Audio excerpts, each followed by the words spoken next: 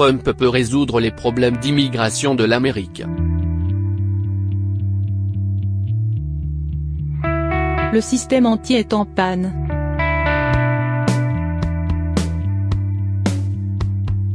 Plus tôt ce mois-ci, j'ai expliqué comment traiter le problème le plus épineux du débat sur l'immigration, que faire face à ceux qui sont déjà illégalement présents en Amérique.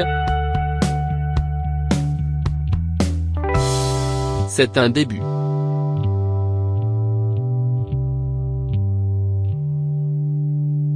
Et, en effet, c'est là que la réforme de l'immigration doit commencer.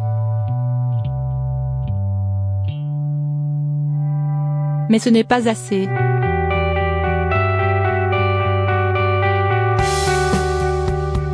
L'ensemble du système doit être corrigé.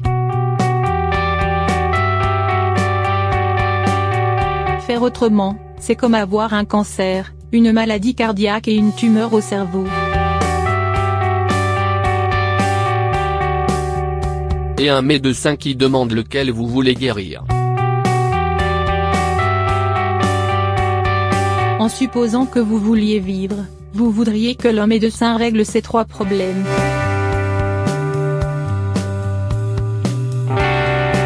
De même, il est nécessaire de procéder à des réformes complètes de l'immigration et des frontières aux citoyens.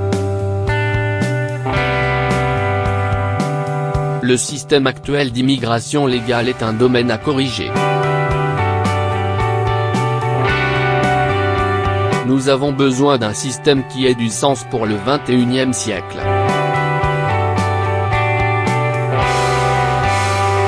Mettre les réformes en rang.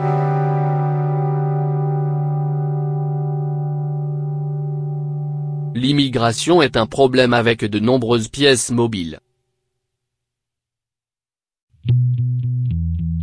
Cela ne veut pas dire qu'il faut le réparer en regroupant une solution de résolution de problèmes dans un ensemble législatif complexe et compliqué. Un projet de loi comme Obamacare aura plus de compromis que le portable d'Edward Snowden. Ce qu'il faut, c'est un effort pas à pas qui aborde chaque partie du problème. Cela permettra à Washington de se concentrer sur la résolution d'un problème à la fois de cet ensemble de questions de politique publique.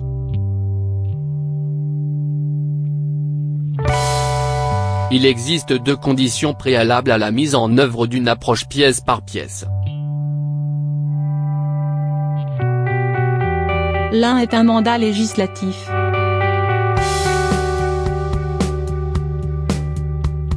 Aucune législation sérieuse ne sera probablement adoptée au cours des 2 prochaines années.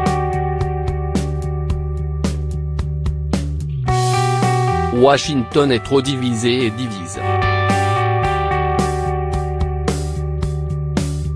Mais la politisation amère d'aujourd'hui mettra la sécurité des frontières et l'immigration à l'ordre du jour en 2020. La deuxième condition préalable est que les conservateurs remportent la victoire. Ils devront aborder le problème différemment. Plutôt que de commencer par demander quels compromis ils devront faire avec la gauche, ils doivent commencer par demander quels éléments d'un programme de réforme que tous les conservateurs peuvent soutenir. Les conservateurs ne sont pas du même avis sur tous les aspects du débat sur l'immigration et les frontières.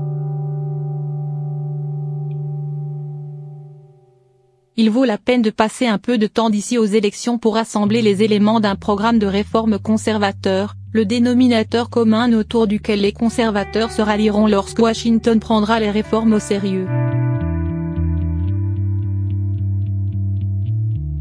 Immigration légale.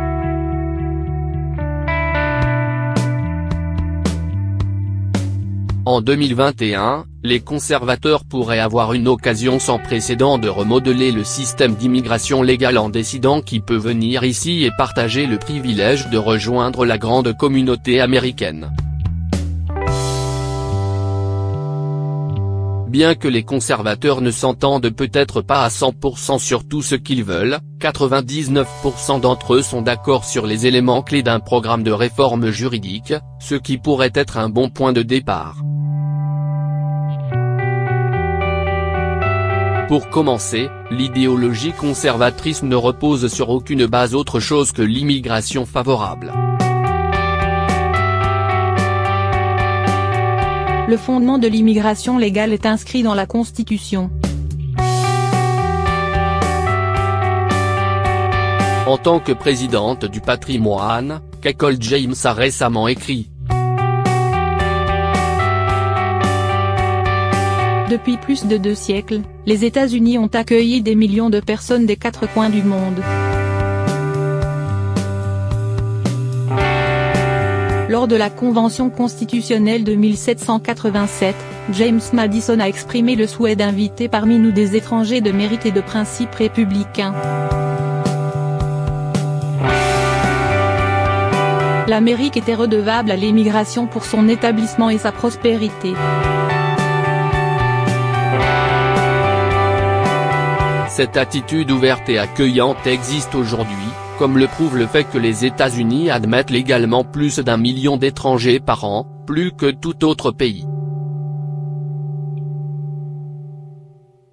Rester un pays d'immigration ne se limite toutefois pas à dire que la porte est toujours ouverte. Il n'y a pas de droit de devenir citoyen ou de rester illégalement présent aux États-Unis. De plus, il est parfaitement approprié que les Américains repensent la façon dont nous développons la communauté américaine. Au cours de notre longue histoire, la politique d'immigration a changé parce que le peuple américain souhaitait que cela change afin de remplir les conditions permettant à l'Amérique de jouir d'une place de choix dans le monde à cette époque. Les conservateurs s'opposent presque uniformément aux frontières ouvertes en matière d'immigration légale ou illégale, mais à quoi servent-ils ? Il existe un débat honnête sur le nombre d'immigrants qui conviennent le mieux à notre économie et à notre société civile, mais les conservateurs ont en commun d'avoir besoin d'une immigration qui offre des conditions égales pour tous, rend l'Amérique plus compétitive à l'échelle mondiale et met l'accent sur le mérite de l'individu, et non sur les circonstances ou la géographie. Trump peut résoudre les problèmes d'immigration de l'Amérique. Le système entier est en panne.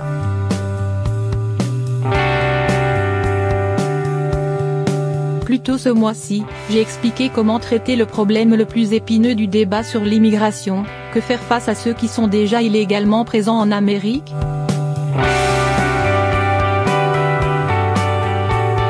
C'est un début.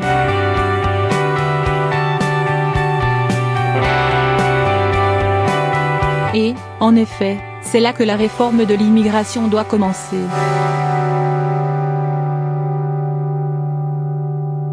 Mais ce n'est pas assez.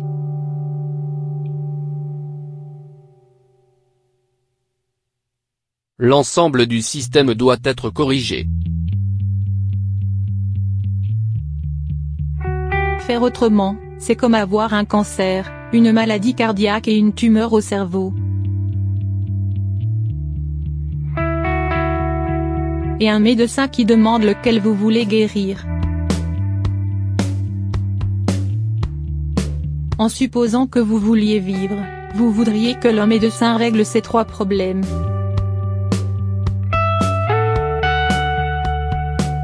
De même, il est nécessaire de procéder à des réformes complètes de l'immigration et des frontières aux citoyens. Le système actuel d'immigration légale est un domaine à corriger. Nous avons besoin d'un système qui ait du sens pour le XXIe siècle. Mettre les réformes en rang.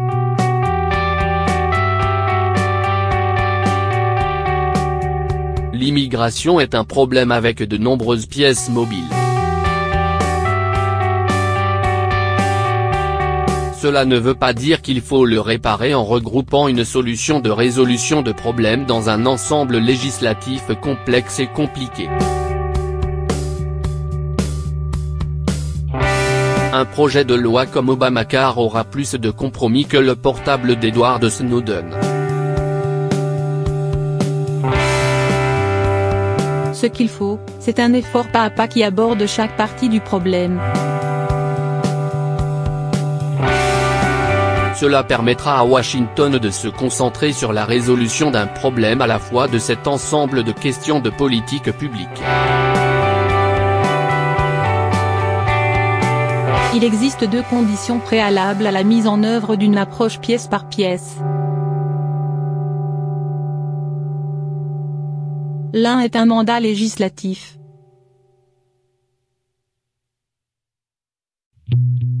Aucune législation sérieuse ne sera probablement adoptée au cours des 2 prochaines années. Washington est trop divisé et divise.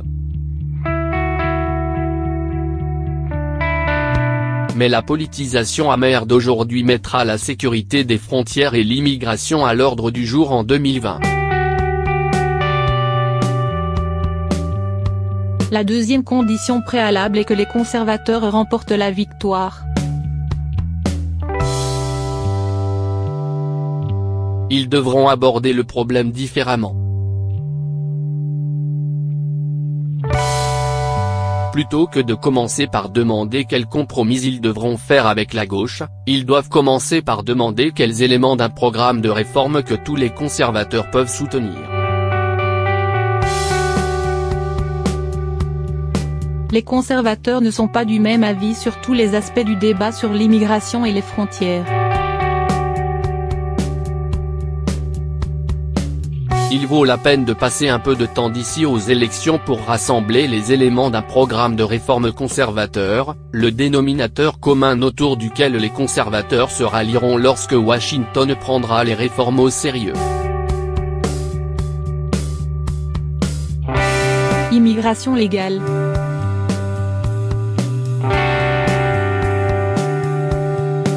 En 2021, les conservateurs pourraient avoir une occasion sans précédent de remodeler le système d'immigration légale en décidant qui peut venir ici et partager le privilège de rejoindre la grande communauté américaine. Bien que les conservateurs ne s'entendent peut-être pas à 100% sur tout ce qu'ils veulent, 99% d'entre eux sont d'accord sur les éléments clés d'un programme de réforme juridique, ce qui pourrait être un bon point de départ.